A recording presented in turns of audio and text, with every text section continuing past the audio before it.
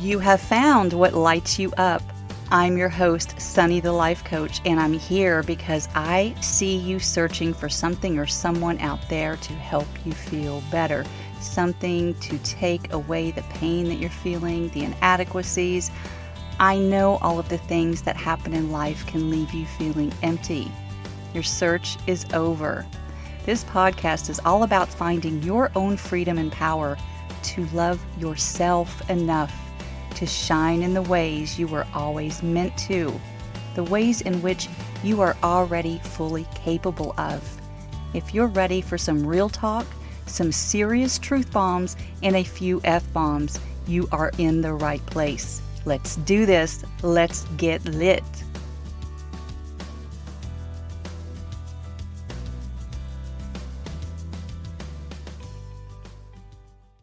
Hey there and welcome to Difficult Conversations. Wow, Mercury retrograde is really doing a number on some of us, isn't it?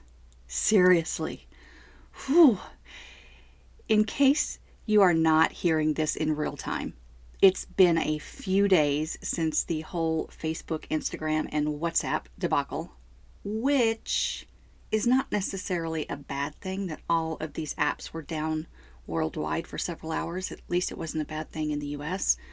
Really, it isn't. And you may not have even noticed it, which is amazing in itself if that was your experience. And a lot of businesses, and yes, entrepreneurs like coaches, use these platforms to market and communicate with clients. So I noticed because I had some ideas for interactions within my containers and groups on that day, but hey, it was what it was. Just going to have to put those ideas on ice so they stay fresh. Am I blaming this outage on Mercury retrograde? Not at all. I think it's a total conspiracy and an inside job.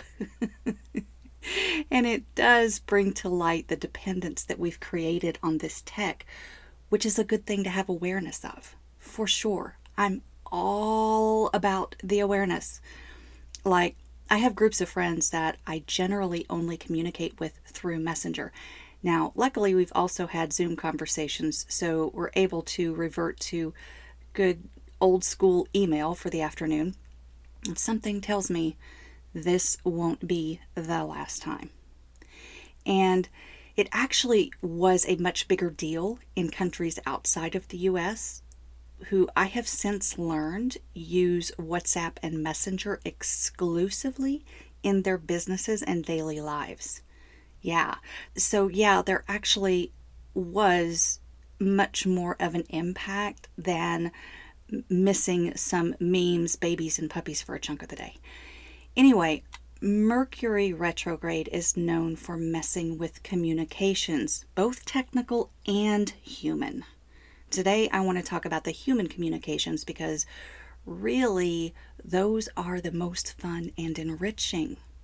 I will remind you that I spent some time in the tech industry, so I am speaking from personal experience. And humans are not made up of bits, bytes, or algorithms.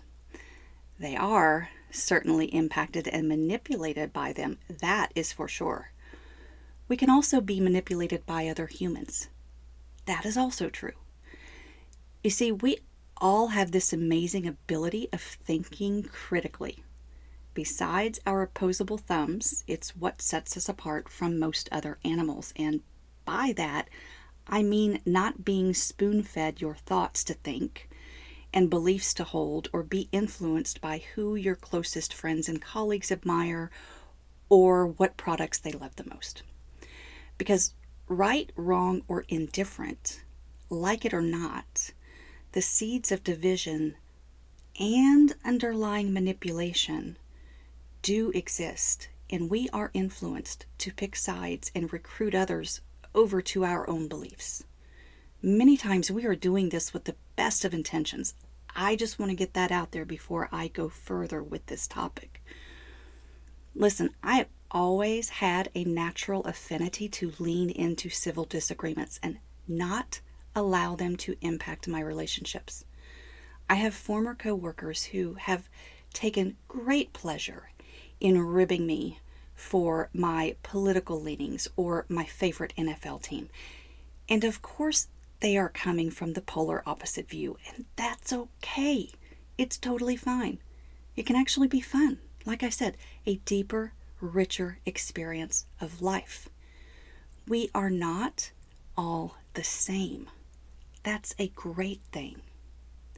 And I personally find one of the most valuable actions for my own growth is sometimes to show up and challenge others. I get that Aries warrior going. She can get a little fired up, especially when the planetary alignment is right. When I say challenge, it's not about saying, well, I'm right, so come on over to this side. That's not what I mean. What I like to challenge are the things that I see that are universally accepted truths. Are you sure about that? Could it, in fact, be different? What if I don't agree? What happens then? And why do we even do that?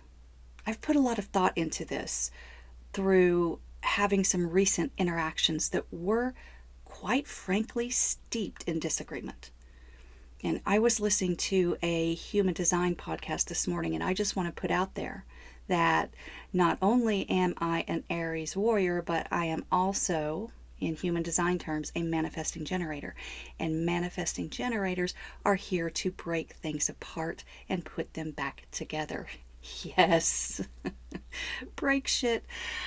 I think part of that why does come back around on some level to that need to be seen, heard, and perhaps to some extent validated, even though I will tell you as a coach that seeking validation externally is not always in your best interest.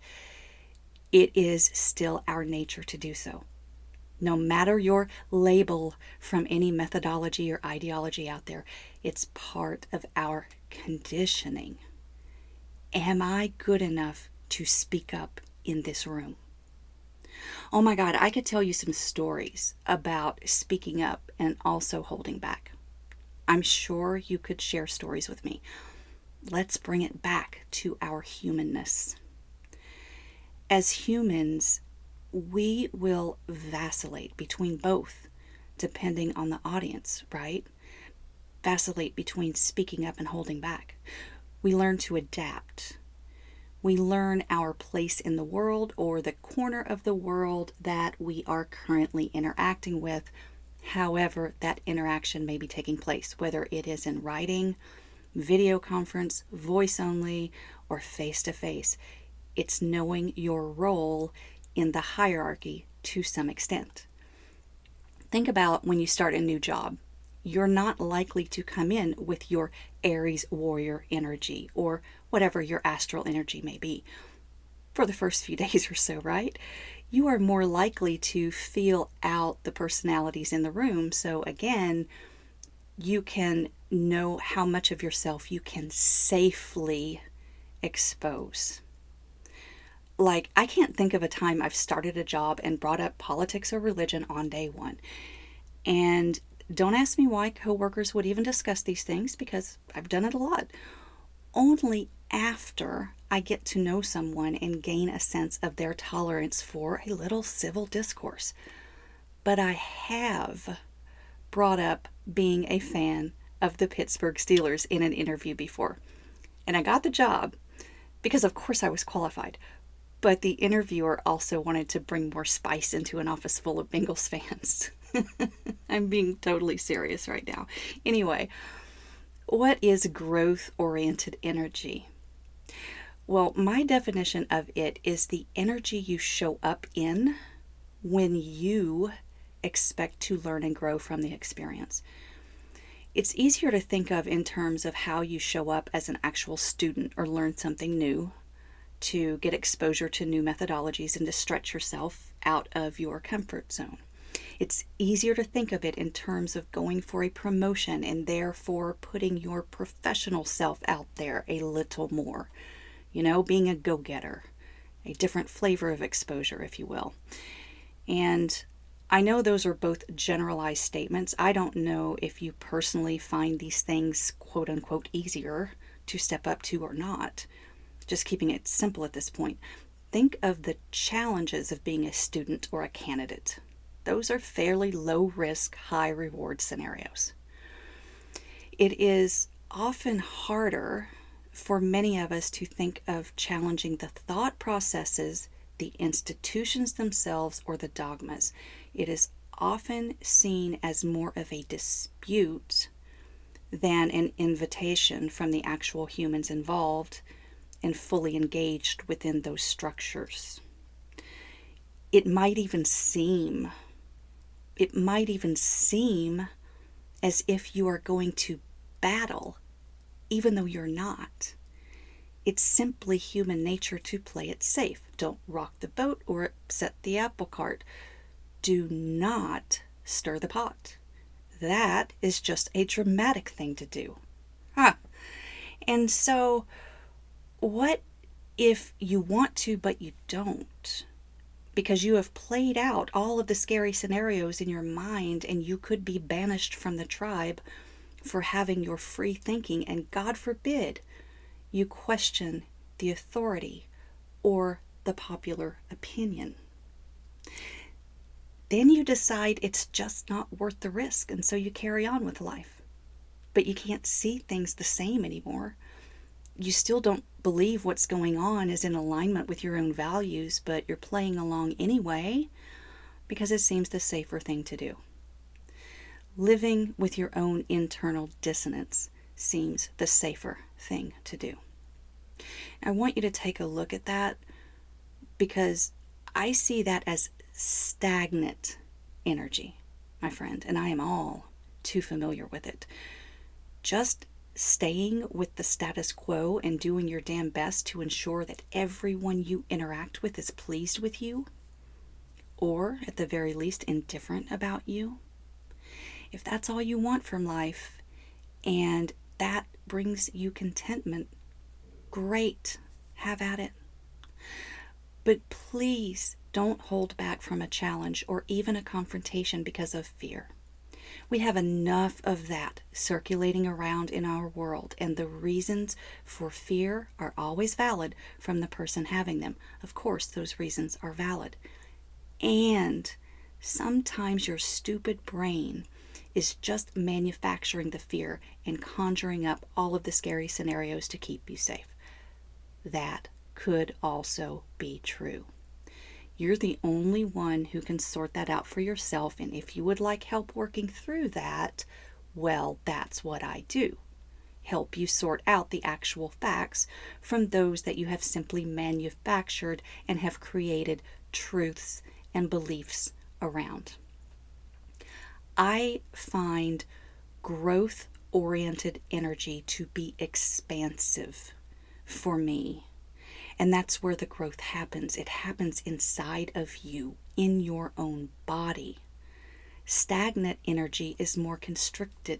It closes you off. It clouds your vision, or you walk around with blinders on, hyper-focused on exposing yourself to only the thoughts and opinions that you already agree with, staying in your echo chamber because doing so supports your positivity, which is fine in itself, of course. I do this in a lot of areas of my life, quite honestly. I'm not suggesting that you initiate or even simply participate in a challenging conversation with the agenda of changing the hearts and minds of the other people or people involved. I'm suggesting that those conversations help to expand you and your own growth in ways that might just surprise you. Like, I saw a comment recently that said discourse is vital and, in my opinion, should always be welcomed. If two people are in a discussion and they agree on everything, one of them is not necessary. So let's talk it out. Ooh, I thought that was fire. I mean, Brene Brown refers to it as being in the arena, right? Like, suit up and show up, firmly grounded in your own awareness that you are worthy of participating, and it's not about winning. It's about growing. You might not come out of the arena unscathed, but you will have experienced internal growth to carry you forward to the next challenge and the next one. We don't like to do that because we don't want to be uncomfortable. Even if we know it's temporary, we don't want to feel the bad shit, only the good stuff. You know, I talk often about everything happening for you, right? Every growth opportunity that has been presented to you is happening for your highest good. It truly is. And most times when I'm referring to that, I'm talking about the events that happen in our lives. Today, I want us to stretch our brains just a little bit and consider the chances that we are given to maybe raise a little hell, to maybe initiate instead of waiting patiently for the formal invitation. Yeah, maybe even stir the pot. Sometimes that pot needs to be stirred, stagnant energy and all. I've been involved in some contentious conversations recently, and you know what happened as a result? Not only have I been able to go deeper inside myself with my own inquiries and explore my motives in having those conversations, I've also made a few new friends out of it. Friends that disagreed with me. Friends that challenged me back. In fact, I've since learned that one of them is a Cleveland Browns fan, so I can't get away from that opposition, can I? I thought that was hilarious. It actually made me appreciate her even more. How fun is that? And I wouldn't have these wonderful humans now in my circle if I had just stayed up in the cheap seats and ate my popcorn. You know what? I love and appreciate diversity. I truly do. Not just in the way that we present ourselves to the world. Our skin suit, if you will. I've heard that one, and as creepy as it might seem, it's true. It's just the suit we were born in. That's it. We are all so much more than our presentation. There is, in fact, so much richness and depth to all of us that might never be seen if we don't allow ourselves to get a little vulnerable on this journey. There's probably a lot more of you in me and of me in you than either of us know. And how will we ever uncover that if we can't bring ourselves to show up with growth-oriented energy? What is that top regret of the dying again? I wish I had lived a life true to myself instead of what others expected of me. Something like that. I think I'm pretty close. Well, the life that is true to myself includes letting go of the need to constantly or consistently meet everyone else's expectations of who I should be and how I should show up, what I should say, when I should say it, and when to just be quiet. I have bitten my tongue a lot in my lifetime. Believe that. I also see the bigger picture, the grander scheme, if you will, that all manner of systems and structures are being openly challenged in some way in current times, in the times in which we are living. I've touched on some of this in other episodes here. And through much of it, I remain on the fringe, the sidelines, or even in the cheap seats. But I am always watching and taking it in. And every now and then, I feel that instinctual call, that nudge to step up and maybe get a little dirty in the process. I've decided to give myself permission to do that. Do I always show up clean for a challenge? And by clean, I mean free of an agenda or unattached to an outcome. As a coach, I promise that I do. That's not what I'm talking about, because there's no challenge at all for me there. I truly believe it's what I was meant to do in this world. But living other parts of this life as a human, I'm accepting and embracing all parts of me. And that includes all of the imperfections and sometimes the mess. What I do try to always check in with is first my gut, then my underlying emotion, and then my motive for jumping in. I don't always see it as a growth opportunity in the moment, but I know it's there because I'm learning to trust myself. If every fiber of my being is calling me in to speak out, I'm answering that call now. I haven't always done that, and I'm here for it now. This is where I will usually share a short Rumi quote, but today I want to share the full prayer of out beyond ideas. Out beyond ideas of wrongdoing and right doing, there is a field. I'll meet you there. When the soul lies down in that grass, the world is too full to talk about. Ideas, language, even the phrase each other doesn't make any sense. The breeze at dawn has secrets to tell you. Don't go back to sleep. You must ask for what you really want. Don't go back to sleep. People are going back and forth across the door sill where the two worlds touch. The door is round and open. Don't go back to sleep. And as I read this being shared by Eliane Youssef in Elephant Journal, I want to include what she followed with there. And she said this verse highlights 3 pivotal ideas: the realization of the spiritual realm, the exploration of non-judgment, and oneness. Yes, recognize that whatever behavior you are seeing in others that is triggering you in some way also exists in you. Connecting with your own spirit is so very necessary. And we are here to interact with one another. Full-blown interaction. It can be a beautiful thing. It can foster your growth as a unique and wonderful human. Sometimes there will be disagreement. I think that if we bring our curiosity and compassion along for the ride, even if it's not called upon until after the event has happened, there is no wrong. Nothing has gone wrong. We have simply had a disagreement. Give yourself some love for participating.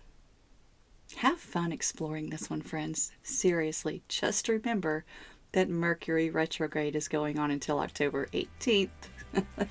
Light up and shine on.